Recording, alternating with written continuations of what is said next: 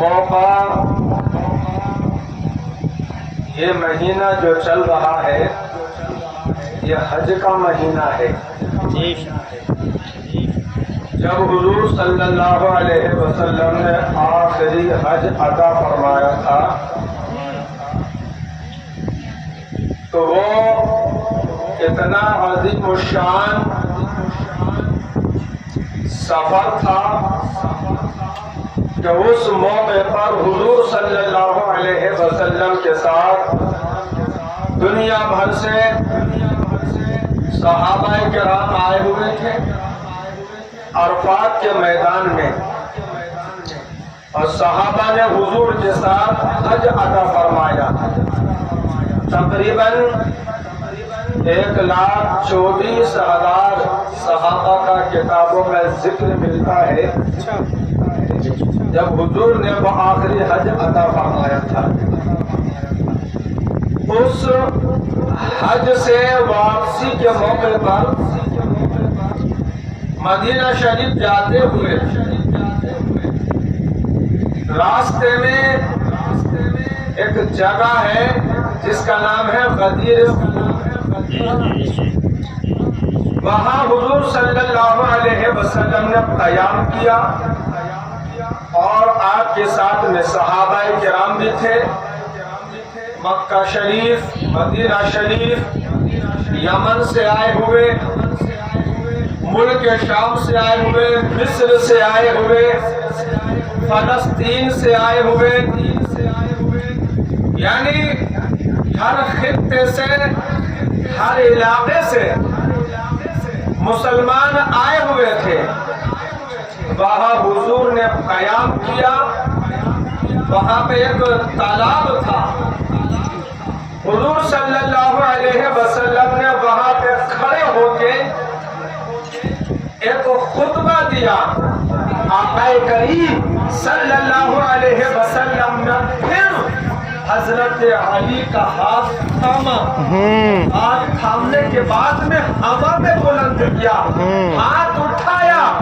جہاں دنیا کے ہر خطے سے آئے ہوئے صحابہ مسلمان تھے، حضرت علی کا ہاتھ اپنے ہاتھوں میں دیا اور آقا نے ارشاد فرمایا من کنت مولاہ فعلی مولاہ، کہ جس کا میں مولا ہوں علی بھی اس کے مولا ہے. بے شک، سبحان اللہ. یہ اسی مہینے میں ہوا. بے شک، حج اس مہینے میں ہوتا ہے، اسی مہینے میں. آج کے دن ہی اب جتنے بھی حجاج کرام ہیں وہ حج سے فارغ ہو چکے ہیں. جی، یہ سب کا حج مکمل ہو چکا ہے. اب حج کرنے کے بعد اب کوئی عمرہ کر رہا ہے، کوئی طواف کر رہا ہے، لیکن حج تو مکمل ہو گیا ہے. تو وہ بھی تو حج مکمل ہو گیا تھا. حج مکمل ہو جانے کے بعد حضور نے تب یہ غدیر خم کے موقع پر فرمایا من کنت مولاہ فعلی مولاہ، جس کا میں مولا ہوں علی بھی اس کے مولا ہے. بے شک، اپنے ہاتھوں میں ہاتھ لے کے جی، اور بلند کر کے ہوا میں اٹھا کے ہاتھوں میں ہاتھ لے کے بلند کر کے کہا کہ جس کا میں مولا ہوں علی بھی اس کے مولا ہے. بے شک، سبحان اللہ. اور پھر حضور نے دعا فرمائی تھی اللہ کی بارگاہ میں دعا. علی کا ہاتھ ہاتھوں میں، بولیے علی کا ہاتھ ہاتھوں میں، اور نبی دعا فرما رہے ہیں اللہ کی بارگاہ میں مولا میں علی سے محبت کرتا ہوں، تو بھی علی سے محبت. بے شک، سبحان اللہ، سبحان اللہ. مولا اور جو کوئی علی سے محبت کرے تو اس سے بھی محبت. بے شک، بے شک، سبحان اللہ، جو سبحان اللہ. کوئی علی سے محبت کرے تو اس سے بھی محبت فرما. اور پھر اسی میں ہے کہ جو علی سے عداوت رکھے، جو علی سے عداوت رکھے تو پھر ادھر سے بھی غضب ہے، عذاب ہے. تو اب یہ جو حضور نے کہا کہ جس کا میں مولا ہوں علی بھی اس کے مولا، مطلب یہ کہ جس کا میں محبوب ہوں علی بھی اس کے محبوب۔ بے شک سبحان اللہ۔ مولا کا مطلب مددگار، اور یہ مولا کا معنی مددگار، معین، مددگار، محبوب، پیارا، یہ بہت سارے معانی ہیں۔ اگر مولا کا معنی محبوب تو سیدھا سادہ مطلب ہے کہ جو کوئی نبی سے محبت کرتا ہے تو محبت رسول کا دعویٰ تبھی سچ ہے جبکہ دل میں محبت علی ہو، جبکہ دل میں محبت علی ہو تبھی محبت رسول کا دعویٰ مکمل ہے۔ بے شک، یعنی جو کوئی مجھ سے محبت رکھتا ہے اس پہ لازم ہے کہ وہ علی سے محبت کرے۔ بے شک، اور اس سے بڑی حدیث آقا کریم صلی اللہ علیہ وسلم ارشاد فرماتے ہیں کہ منافق علی سے محبت نہیں کرتا، بے شک، منافق علی سے محبت نہیں کرتا، نہیں کرتا، یعنی منافق محبت کرتا نہیں اور مومن محبت کرنا چھوڑتا نہیں۔ مومن کا مطلب ہوتا ہے ایمان والا۔ الحمدللہ ہم اور آپ مومن ہیں، جی، ایمان والے ہیں، تو علی سے محبت کون کرے گا؟ بولیے جو ایمان والا ہوگا۔ ایمان والا ہوا۔ تو جو ایمان والا ہوگا وہی علی سے محبت کرے گا۔ تو پتہ چلا ایمان کی کسوٹی ہے محبت علی، یعنی جس کے دل میں محبت علی ہے وہی پہ ایمان ہے، اور جہاں محبت علی نہیں وہاں پہ ایمان نہیں ہے۔ آقا کریم صلی اللہ علیہ وسلم نے ایک موقع پر حضرت علی کو ایک غزوے میں بھیجا، یعنی جہاد میں بھیجا۔ جب گھوڑا تیار کیا اور علی کو گھوڑے پہ بٹھایا، تلوار اپنے ہاتھوں سے دی، اور جب حضرت علی رخصت ہو گئے جانے لگے تو پیارے مصطفیٰ حضرت علی کو دیکھتے رہے، اور جب نظروں سے اوجھل ہو گئے تو حضور نے دعا کے لیے ہاتھ اٹھائے اور دعا فرمائی کہ مولا مجھے اس وقت تک موت نہ آئے جب تک کہ میں علی کا دیدار نہ کروں۔ بے شک، بے شک، بے شک، مجھے اس وقت تک موت نہ آئے جب تک کہ میں علی کا دیدار نہ کر لوں۔ یعنی علی جہاد میں جا رہے تھے، مولا تو ان کی حفاظت فرما، ان کی مدد فرما، اور یہ سلامتی کے ساتھ واپس آئے۔ تو حضور فرما رہے ہیں کہ اس وقت تک مجھے موت نہ آئے جب تک کہ میں علی کا دیدار نہ کر لوں۔ کیا مقام ہے علی کا، یہ نبی سے پوچھو، اور پھر علی سے پوچھو نبی کی شان۔ جب ہجرت کے موقع پہ حضور صلی اللہ علیہ وسلم نے حضرت علی سے فرمایا تھا، علی میرے بستر پر میری چادر اوڑھ کر سو جاؤ، میرے بستر پر میری چادر اوڑھ کر سو جاؤ، اس لیے سو جاؤ کہ میرے پاس مکے والوں کی امانت ہے۔ بے شک، اور یہ کہ میرے پاس مکے والوں کی امانت ہے، تم اس لیے سو جاؤ، صبح کو اٹھنا اور لوگوں کی امانتیں ان کو پہنچانا، اور پھر تم بھی مدینہ چلے آنا۔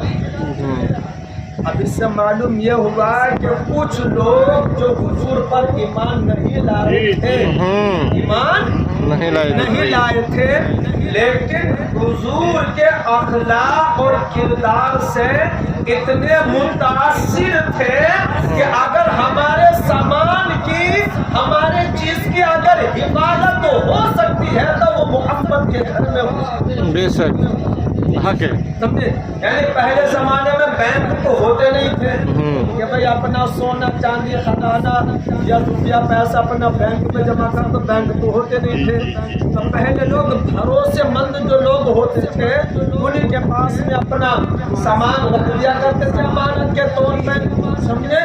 یعنی حضور کی شان دیکھو کہ ایمان نہیں لائے، ایمان نہیں لائے، لیکن حضور پر کتنا بھروسہ تھا، کتنا اعتماد تھا کہ اگر ہم کہیں سفر میں جا رہے ہیں، اگر ہمارے سامان کی کہیں حفاظت ہو سکتی ہے، ہمارے سونے چاندی کی حفاظت ہو سکتی ہے، تو وہ محمد کے گھر میں ہو۔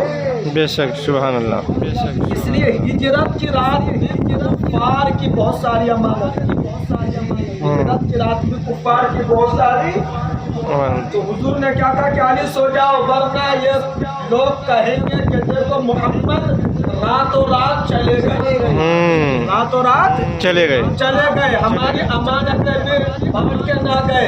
اس لیے علی تم میرے بستر پر سو جاؤ، صبح کو تم کسی میں حضور نے کہا کہ تمہیں کوئی تکلیف نہیں ہوگی، کوئی تکلیف، سو جاؤ، صبح کو اٹھنا، لوگوں میں جانا، امانتیں پہنچانا، پھر مدینہ چلے جانا۔ اب یہ حضور علی کو سلا کے آپ جو ہے دروازے سے نکل گئے، جبکہ دروازے پر کفار تلواریں لیے ہوئے کھڑے تھے، یعنی سامنے سے نبی تشریف لے گئے اور کفار کو دکھائی بھی نہیں دیے، اس لیے کہ کنکری لگ گئی تھی نا، حضور نے مٹی پھینکی تھی، کنکری پھینکی تھی، ان کی آنکھوں میں وہ کنکری، نبی تشریف لے گئے سامنے سے ہی دکھائی نہیں دیے۔ اب حضرت علی بستر پر سو گئے، جبکہ علی کو معلوم تھا کہ یہ بستر قتل گاہ ہے، اور یہ معلوم تھا، اس لیے کہ کفار پوری میٹنگ کر کے طے کر کے مکے کے بڑے بڑے سردار خوفار سمجھے، وہ تیار ہو کے آئے تھے کہ آج معاذ اللہ حضور کو شہید کرنے کے ارادے سے آئے، کہ بستر پر سوتے ہوئے شہید کر دیا جائے۔ تو علی کو معلوم تھا کہ اس بستر پر آج کی رات جو بھی کوئی سوئے گا، جو اس پر اٹیک ہوگا، حملہ ہوگا، اور اس کو قتل کر دیا جائے گا۔ اب بتائیے کسی بستر پر ہمیں اور آپ سے کہا جائے کہ اس بستر پر سونا ہے، اور بتا دیا جائے کہ اس بستر پر جو سوئے گا اس پر حملہ ہوگا، نیند آئے گی؟ بالکل نہیں۔ بستر کی تو بات الگ ہے، اگر کسی کمرے میں بتا دیا جائے کہ اس کمرے میں سانپ، کبھی کبھی سانپ آ جاتا ہے، کبھی کبھی سانپ رہتا، ہمیشہ پتہ نہیں ہے، وہ رہتا ہے، ایک آدھ دو بار دیکھا ہے، بتائیے اس میں اگر بند کر دیا جائے تو نیند آئے گی؟ بالکل نہیں آئے گی۔ وہ بستر حضرت علی فرماتے ہیں کہ ہجرت کی رات نبی کی چادر اوڑھ کر میں بستر پر سو گیا، اور میں اس طرح سویا کہ زندگی میں اتنی سکون والی نیند مجھے کبھی نہیں آئی، بے شک سبحان اللہ، اتنی سکون والی نیند، اتنے اطمینان والی نیند مجھے کبھی نہیں آئی، کیونکہ وہ بستر نبوت تھا، بے شک، اس بستر پر نبوت کی خوشبو تھی، بے شک، نبوت کی خوشبو تھی۔ تو جہاں نبوت کی، جس بستر پر نبوت کا نور ہو، نبوت کی خوشبو ہو، نبوت کی مہک ہو، وہاں پہ اگر سکون کی نیند نہیں آئے گی تو پھر کہاں آئے گی؟ بے شک۔ علی فرماتے کہ ایسی نیند مجھے زندگی میں اتنی سکون کی نیند مجھے کبھی نہیں آئی۔ حضرت علی سو گئے، سمجھے کیوں سو گئے؟ اس لیے کہ نبی نے سلایا تھا نا، جی، تو سلانے سے پہلے نبی نے ضمانت لے لی تھی، ضمانت لے لی تھی، کس چیز کی؟ کہہ دیا تھا نا کہ سو جاؤ، سمجھے، سو جاؤ، صبح کو اٹھنا، لوگوں میں جانا، امانتیں بانٹنا، پھر مدینے آنا۔